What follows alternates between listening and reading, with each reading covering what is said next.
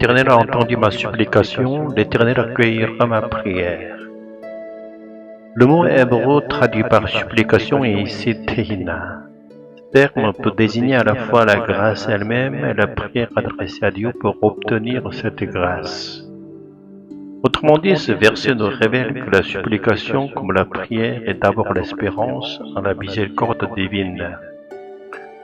Lorsque nous examinons honnêtement, nous constatons que nous n'avons aucun mérite propre que pour nous présenter devant Dieu. Pourtant, nous levons les yeux vers lui, espérant que par pure miséricorde, il accorde ses bénédictions à ceux qui ne les méritent pas. Nous sommes tous pécheurs, aucun de nous n'est digne de se tenir devant Dieu.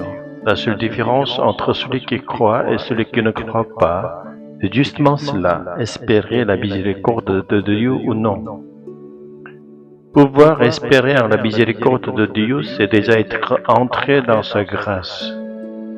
Car cela signifie que nous avons déjà reçu cette connaissance. Dieu est celui qui pardonne nos péchés et déborde de grâce.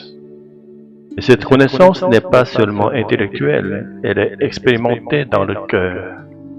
C'est cela, prière, rencontrer personnellement un Dieu miséricordieux. Le psaume 6 est un psaume de repentance de David. Il reconnaît y avoir commis un péché qui mérite le reproche et la discipline divine. Et dans cette douleur, David implore le pardon et supplie Dieu de le renouveler dans sa miséricorde, lui qui n'a pu qu'échouer et pécher. Écrasé par la culpabilité, il pleure au point d'imbiber de larmes son oreiller, exposant son péché en détail dans une repentance profonde. Il implore Dieu de le délivrer de son ennemi Satan, qui veut l'enchaîner à sa faute et l'enfermer dans sa culpabilité. Ce qui nous empêche de connaître un Dieu de miséricorde et de rechercher sa grâce n'est pas seulement notre propre sentiment de culpabilité, mais aussi l'accusation du diable qui nous tire vers le bas, toujours plus profondément dans le péché. Et plus nous nous approchons de Dieu, plus sa grâce nous enveloppe. Il pardonne nos fautes passées et nous garde désormais loin du péché. En tant qu'être humain, nous vivons dans un monde où nous réagissons constamment à ce qui est visible. Dieu qui est invisible tend alors à passer au second plan dans nos vies, car nous sommes absorbés par les relations humaines sur les circonstances concrètes. C'est pourquoi dans d'autres religions, on façonne souvent des représentations visibles d'un Dieu miséricordieux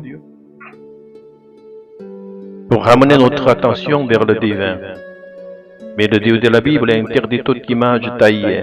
Ce commandement signifie que nous devons chercher Dieu autrement, le garder toujours présent dans notre cœur.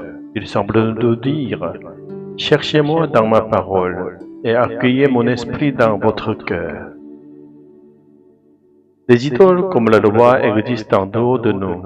Lorsque nous ne voyons pas les idoles, nous oublions facilement Dieu et vivons à notre guise. De la même manière, la loi, si elle reste externe, nous pousse à une simple obéissance extérieure sans transformation intérieure. Celui qui vit sous un système de religion basé sur les idoles ou sur la loi ne vit pas en union avec Dieu, ni selon sa volonté profonde.